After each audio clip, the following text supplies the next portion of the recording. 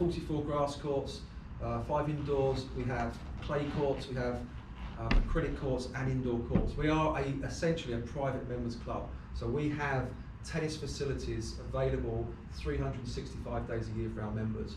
The grass court season itself runs from May through till the end of September, but outside of that we have loads of other courts as well available for our members. Grass courts themselves, on main site, we've got 18 championship courts, including 4 stadiums, and then we have the practice courts as well. And I'm going to just run through pretty much from April, because that's where we really start to sort of see the grass start to wake up out of winter, and then just run through a typical cycle. A few of you here will know exactly what I'm talking about, and we've tweaked a few little bits. So essentially, once the grass starts waking up, we'll put our selective weed killer down, just to kind of get anything that's sitting in that soil over winter that's just starting to pre-emerge. And we'll also jump into our wetting agent program. So we'll jump from the winter penetrant to the summer surfactant. So we use wetting agents all year round, depending on what the weather's bringing. So that program also then starts to happen in April. We then go from our winter height of cut from 13 millimetres. We'll start reducing it about a millimetre a week through April. So by the time we get to the end of April, we'd like to be in and around 10 mil. That can sometimes fluctuate slightly depending if we get a cold April. We tend to keep a little bit of leaf on the plant just to give it a little bit of protection. We'll also then put our first spring and summer fertiliser down of the season. We tend to try and get 2 granulars down before we get into the crux of the tennis season. Once we get to around early June, we go completely liquids for the rest of that season up until the end of the championships, and then by about August again we're going back into our granulars, but for a period of about 2 months when we're kind of trying to really concentrate on the championships, it's all liquids, it's all little and it's all often, so we're always completely in control of what we're putting down.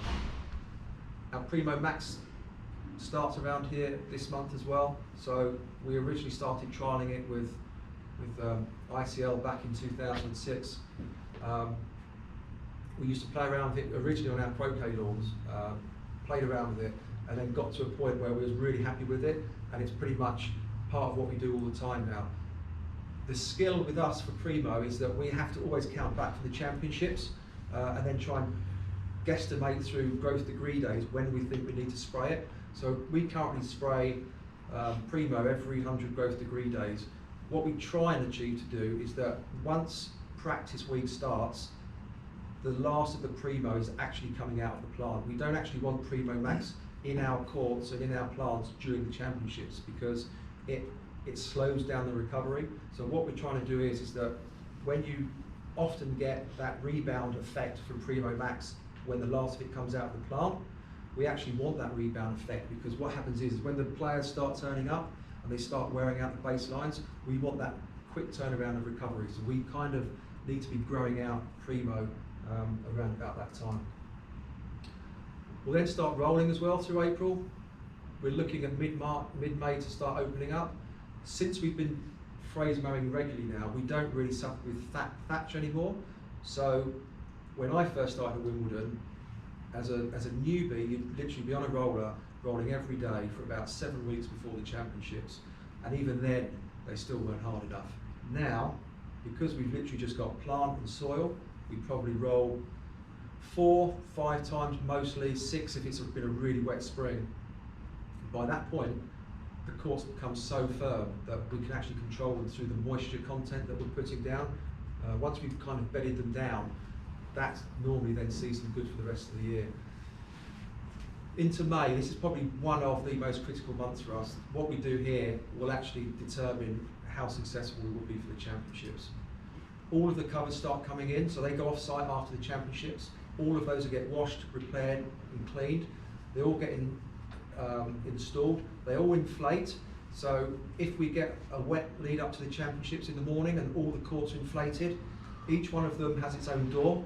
So if you're mowing and marking out for the championships, the actual court itself is within a huge inflated dome. The guys will go in, they can cut, they can mark out, they can do all of their court preparation under those covers while it's raining, and then as soon as the weather stops and the rain stops, we can deflate them, get them off. So in the lead up to the championships, we can start controlling the moisture on the courts and making sure that we're in control. So all of 38 courts will have covers on them. This month as well, we start marking out as well. We normally have 2 teams that go out, and we have set posts concreted in, so they'll go out and they'll remark all of the courts. We try and keep it with just 2 teams, because the more people that get involved, the more chit chat, the more likely it is they're going to start marking out the wrong side of the line. So we kind of try and keep them isolated in their little teams, and then just for fun, we'll then get the teams to swap over every couple of weeks while they're pegging out, just to remeasure the other team's lines, just to make sure that they're consistent. And then if one of them's out, then they get a little bit of banter and they all get sort of vilified for it, which is all quite fun. Through this month as well, we're kind of going down another 2 mil, so this is our playing height of cut. Once we reach 8 millimetres, that's what we are for the season. We are cutting as and when required, so at this point it will be probably every other day. As we get nearer to June, we ramp that up to every single day, marking out again as and when required. Grass courts open for our members. As I said earlier, we are a private members club. So all of our members are allowed to play on all of the grass courts apart from the 2 new stadiums, apart from the 2 main stadiums. There's two schools of thought here. I quite like the members playing on the courts because it gives us the ability to watch the ball coming up. If we need to do any final tweaks, we can afford to do it. At the same time, the team that run the championships don't like the members playing on the courts before the championships, because they want to keep them pristine and as nice as they can possibly. But again, I think it's important that we do play on them.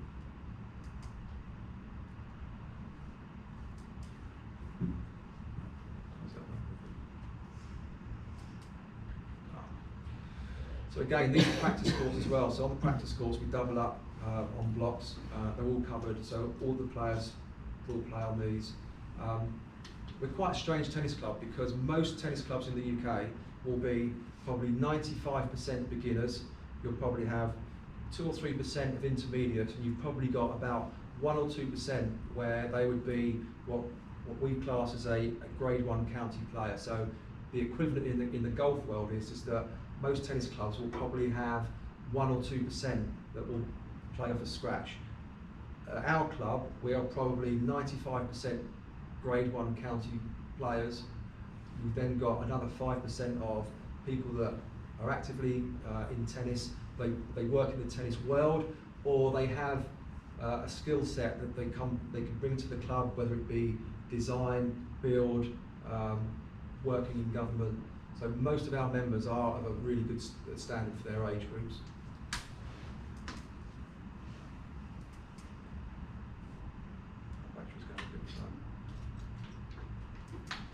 One of the issues we have is that if you win the singles, you become a member.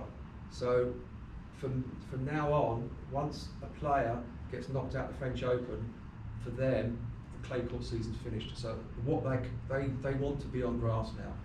So you'll have members that can play on the courts, and then you'll have players that aren't allowed to play on the courts until the official practice starts. You'll get the likes of the Nadals, the Murrays, the Djokovic's, because they're now all members. Through June, they can turn up with their members cap on saying, right, I want to play on the grass. So we have to then facilitate the players. So for us, June becomes a very big month for us, because it only takes one of the top players to have a 2-hour session on one of these courts and they're completely ripped. Whereas most of the other members won't sort of do too much damage. So whilst this is all going on, we're in full championships swing. All of the old canvases from the year before that we store, we put up for the opening of the members, that all gets taken back down, and then we get the brand new championship canvases going in. Also all the scoreboards and all the technologies start slowly coming in. 3 weeks out, we're pretty much looking to do all of our final prep work. It's very rare that we'll have to spray after this time. We've still got it up our sleeve to do the fertiliser and iron without the Primo Max. What we tend to do is that we normally do a 2-to-1 fertiliser to iron.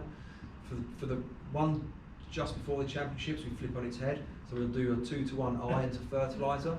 So we get the same colour consistency, but we don't get the lushness growth from the nitrogen, so the players don't slip. So we get nice deep green colour, but the grass itself is actually still quite sort of almost like sticky, and you can kind of really grip to it. At this point, we have to really start being conscious about water, making sure that if there's rain forecast, how much rain are we looking to get. We're starting to measure even more closely now the amount of irrigation that we'll put on overnight during the day.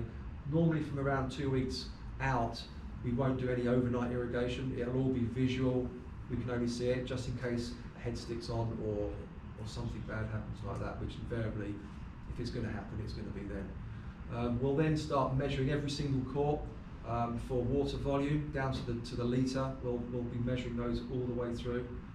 We're just going through the process now of completely stripping out and redoing our software for our irrigation. So we're going to have a complete software change for 2020. And then Mark and his team, is it 1 week or 2 weeks beforehand? Well, the intensive measurements will start a week beforehand.